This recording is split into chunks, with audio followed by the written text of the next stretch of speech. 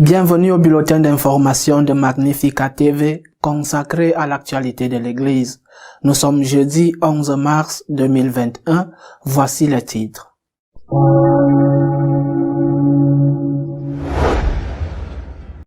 Le pape a effectué son voyage apostolique prévu en Irak.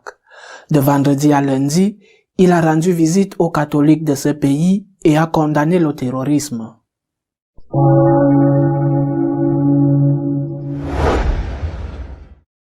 Le pape est arrivé en Irak vendredi dernier et après la réception protocolaire des autorités, il a rencontré les évêques, les prêtres et les religieux présents dans le pays.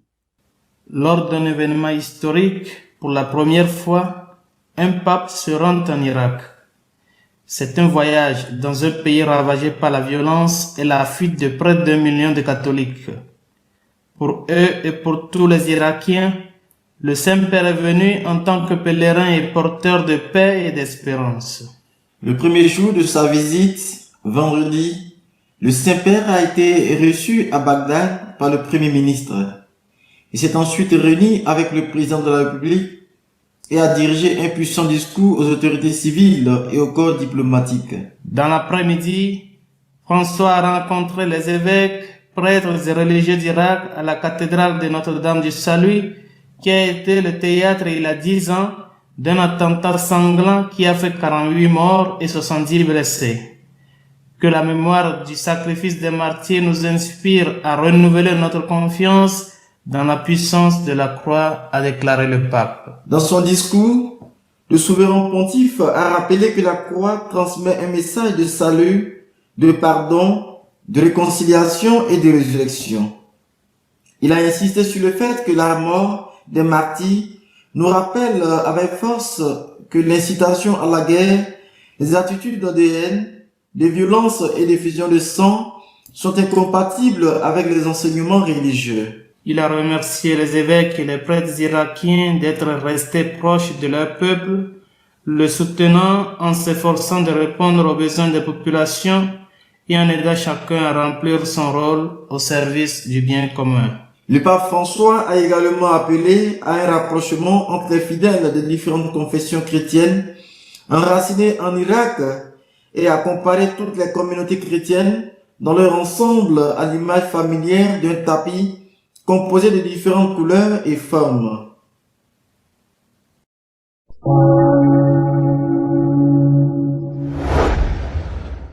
Le deuxième jour de la visite, 2 événements importants ont eu lieu.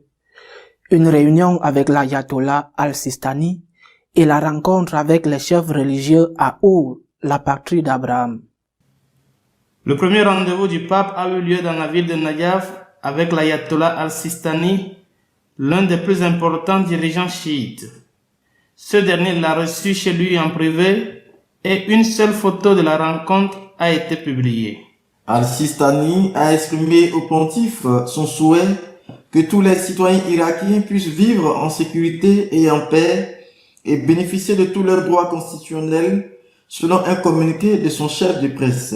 Al-Sistani a souligné le rôle que l'autorité religieuse a joué dans la protection de tous ceux qui ont subi des injustices et des préjudices ces dernières années, notamment au cours de laquelle les terroristes se sont emparés de vastes zones dans plusieurs provinces irakiennes où ils ont commis des actes criminels. De Najaf, le pape s'est rendu à Our, lieu de naissance du patriarche Abraham, l'une des figures les plus importantes de l'Ancien Testament et par conséquent du catholicisme. Mais les Juifs et les musulmans s'identifient aussi comme enfants d'Abraham. Ce lieu béni nous ramène aux origines, aux sources de l'œuvre de Dieu, à la naissance de nos religions, a déclaré le pape dans son discours, en faisant référence au christianisme, à l'islam et au judaïsme. Abraham a écouté ici l'appel de Dieu. Nous sommes le fruit de cet appel et de ce voyage, a déclaré François. La vraie religiosité, c'est d'adorer Dieu et d'aimer son prochain. Dans le monde actuel, qui oublie souvent le Très-Haut et propose une image déformée de lui, ceux qui sont les croyants sont appelés à témoigner de sa bonté, à montrer sa paternité à travers la fraternité. a déclaré le souverain pontife. De ce lieu, a dit le pape, nous affirmons que Dieu est miséricordieux et que le plus grand blasphème est de profaner son nom en détestant son frère. L'hostilité, l'extrémisme et la violence ne naissent pas d'un esprit religieux. Ce sont des trahisons de la religion. Et nous, les croyants, nous ne pouvons pas rester silencieux quand le terrorisme abuse de la religion. Enfin, le pape est retourné à Bagdad où il a célébré une messe de rite catholique chaldéen dans la cathédrale Saint-Joseph et il a encouragé l'église locale à faire face à la souffrance quotidienne dans l'esprit des béatitudes.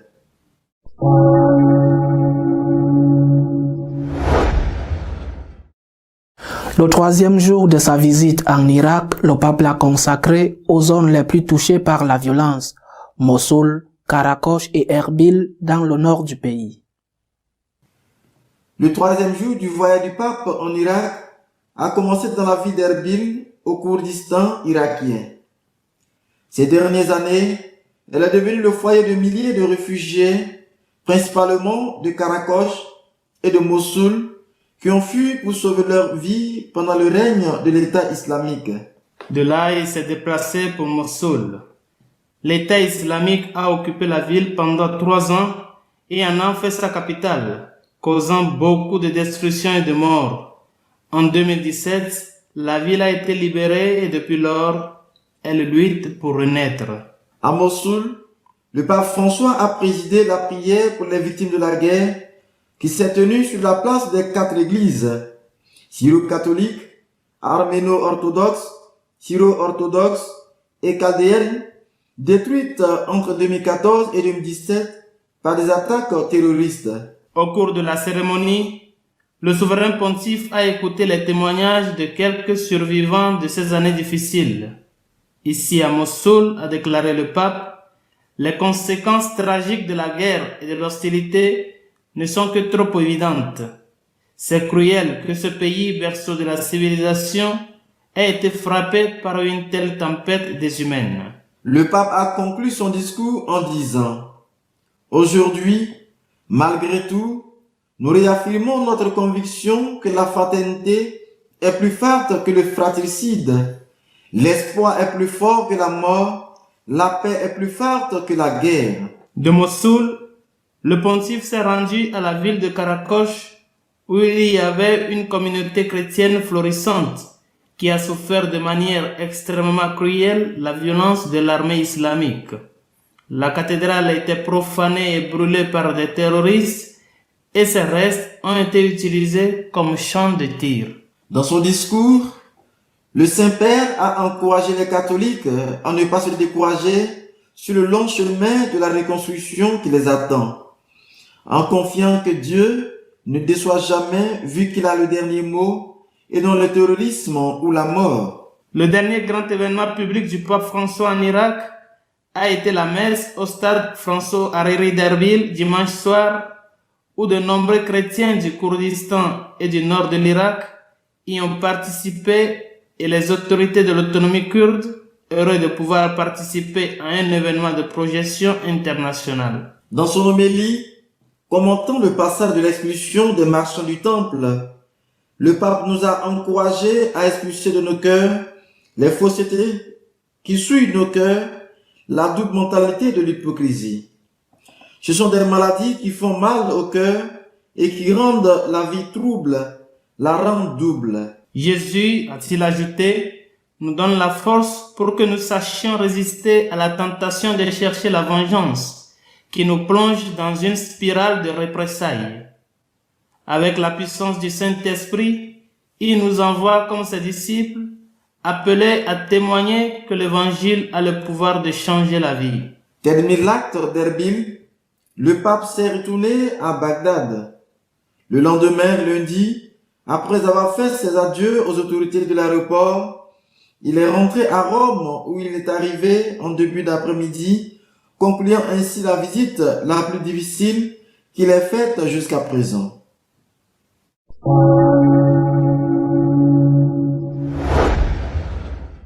Notre éditorial de cette semaine est consacré à commenter le voyage que le pape a effectué en Irak depuis vendredi jusqu'à lundi.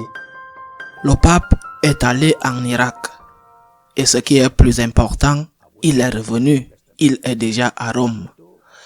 Il est revenu indemne, grâce à Dieu. Nous l'avons accompagné dans la prière en demandant au Seigneur qu'il n'y ait pas d'attentat et c'est ce qui s'est passé. C'était un risque énorme, non seulement pour la santé du pape, car l'attentat ne l'aurait peut-être pas affecté, mais il aurait pu se produire à quelques mètres de là, ou même dans une autre ville. Ce n'est pas seulement pour son bien que nous avons prié, qu'il n'y ait pas d'attentat, mais aussi pour ceux qui l'accompagnaient, et même pour les autres personnes qui auraient subi les conséquences de l'attentat, et qui auraient été considérés comme des victimes collatérales. Certains auraient reproché au pape que c'était sa faute, car il n'aurait pas dû aller en Irak. Le pape est allé en Irak et il est revenu. Dieu merci. Mais il est parti, il ne faut pas l'oublier, pour deux choses très importantes. La première, pour consoler les catholiques irakiens, aux souffrants et persécutés catholiques irakiens qui ont non seulement subi des persécutions et ont dû fuir pour se réfugier dans d'autres pays, mais beaucoup ont payé de leur vie, même les femmes et les enfants. Sur la place de Mossoul, un des lieux visités par le pape, sur cette même place, l'armée islamique a placé autour une série de lances au sommet desquelles se trouvait la tête d'un enfant chrétien. Le pape s'y est rendu et là, à Karakosh, à Mossoul, à Erbil, où il y a eu tant de morts, tant de martyrs, le pape a proclamé de toutes ses forces, vraiment sans aucune restriction, sans demi-mesure, que la religion ne peut jamais être utilisée pour justifier le terrorisme et qu'on ne peut pas adorer Dieu tout en tuant des innocents au nom de Dieu parce que c'est le pire des blasphèmes.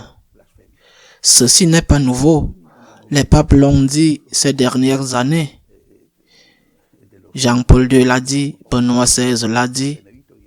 La nouveauté est que le pape a osé le dire là-bas, dans la maison, dans ce qui était la maison des horreurs de cette armée islamique qui se présente devant le monde, qui veut être devant le monde comme le vrai islam.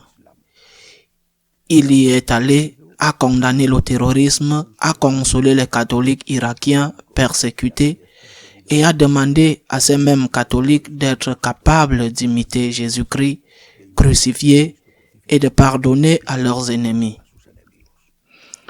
Outre ces rencontres à Mossoul et à Karakosh, deux autres actes importants restent dans l'histoire. D'abord, la rencontre avec l'ayatollah al-Sistani, qui est l'une des grandes autorités de l'islam chiite, une rencontre qui a fait profil bas, car l'ayatollah ne voulait signer aucun document commun avec le pape, comme l'avait fait l'imam d'Al-Azhar lors de leur rencontre à Abu Dhabi. Et de plus, la photo qui a été diffusée de la rencontre entre les deux est assez circonspecte. Les deux sont assis, sans aucun sorte de geste effusif. Mais la rencontre a eu lieu, il y a la photo, et en plus, l'ayatollah a publié un communiqué très important après la rencontre avec le pape dans lequel il demande clairement que personne ne soit persécuté à cause de sa religion et dans lequel il dit aussi que la religion ne peut pas être au service de la politique et bien sûr les chefs religieux ne peuvent pas être au service de la violence mais bien au contraire. L'autre moment pour l'histoire a été celui des chefs religieux avec le pape, des trois grandes religions qui ont leur origine dans Abraham, les juifs, les chrétiens, les musulmans, dans la patrie d'Abraham à Ur des Chaldéens. Là aussi, non seulement le pape, mais tous les autres ont montré au monde qu'il est possible de croire en différents dieux et que, néanmoins, ce n'est pas pour cela qu'on doit être des ennemis, ce n'est pas pour cela qu'on doit se haïr et se faire du mal. Le pape est allé et est revenu. Dieu merci, il s'est mis dans la gueule du loup. Il a défié la bête dans sa tanière. Il est rentré chez lui, il est rentré victorieux. Il a maintenant une autorité morale encore plus grande. Aux yeux du monde, je ne doute pas qu'il soit le grand chef religieux mondial et aussi au sein de l'Église elle-même. Il a encore de nombreuses batailles à mener. Entre autres, la très difficile bataille de l'Allemagne. Mais celle-ci, celle de l'Irak, il l'a gagnée. Et je crois que, je le répète, il a montré au péril de sa vie que l'amour, la vraie foi, est beaucoup plus fort que la haine et la violence. La violence des terroristes musulmans, la violence fait de nombreuses victimes.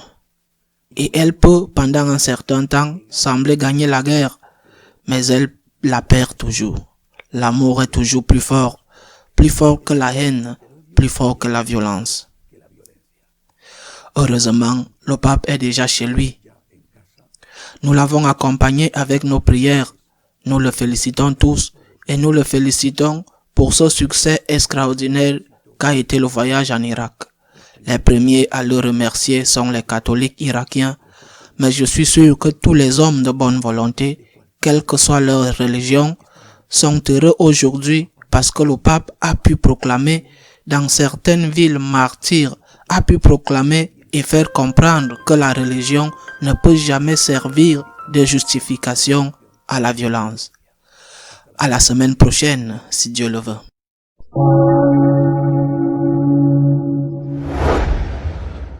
Si vous souhaitez être au courant de ce qui se passe dans l'Église, vous pouvez le faire à travers notre page d'information magnificat.tv. À la semaine prochaine, si Dieu le veut.